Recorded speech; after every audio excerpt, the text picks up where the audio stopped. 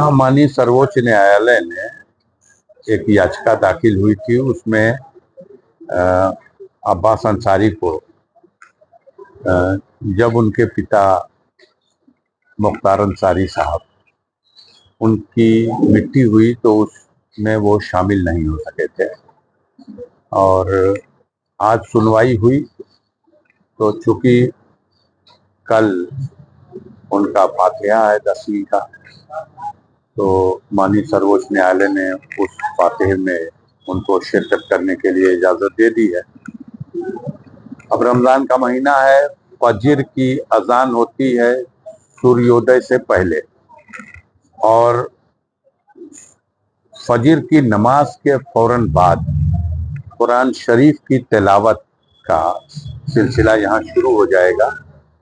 और महिलाएं अंदर पढ़ती हैं और पुरुष जो है वो यहाँ, ये बरामदा है, यहाँ फातिहा होता है, यहाँ फातिहा पढ़ेंगे। ये दिन भर ये कुरान के पढ़ने का सिलसिला जारी रहेगा, और सूर्यास्त से पहले ये पढ़ने का सिलसिला बंद करके और मगरिब की अजान के साथ रोज़ा अफ्तार होगा, और फिर दिन भर में जो कुरान शरीफ पढ़ी गई, जितने पारे और जितने ख़त्म, वो सब कलेक्ट करके एक जगह उसको तरतीब देके लिखा जाएगा, और फिर हाफिज जी और मौलाना साहब, ये लोग सब लोग, परिवार के सारे लोग मज़ार शरीफ पे जा कर के,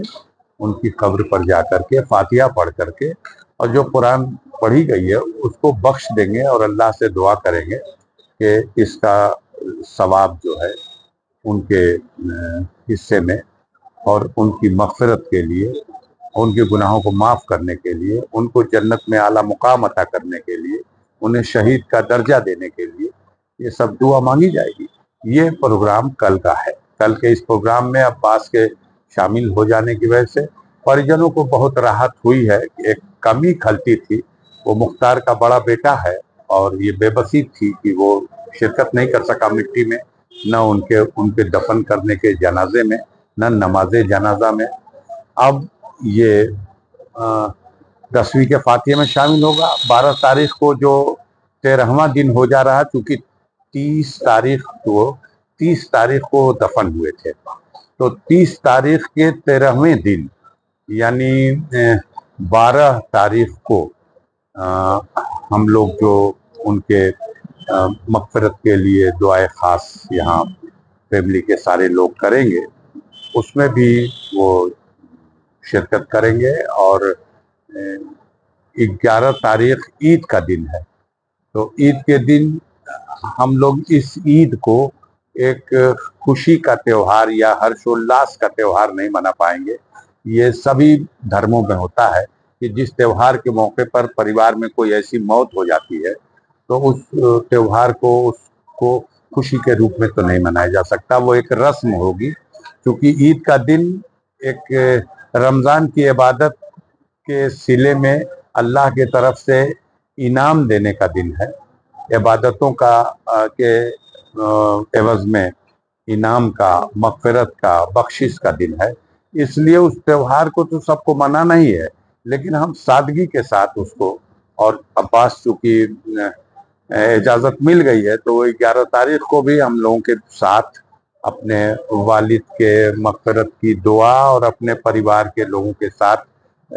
सादगी के साथ इस ईद की रस्म को भी, जो पहली ऐसी ईद होगी जब मुख्तार साहब इस दुनिया में नहीं रहे, और वो ईद फैमिली इस तरह से मनाएगी, तो उसमें भी शिरकत करेंगे। हम लोग उम्मीद करते हैं कि जो माननीय सर्वोच्च न्यायालय का आदेश है,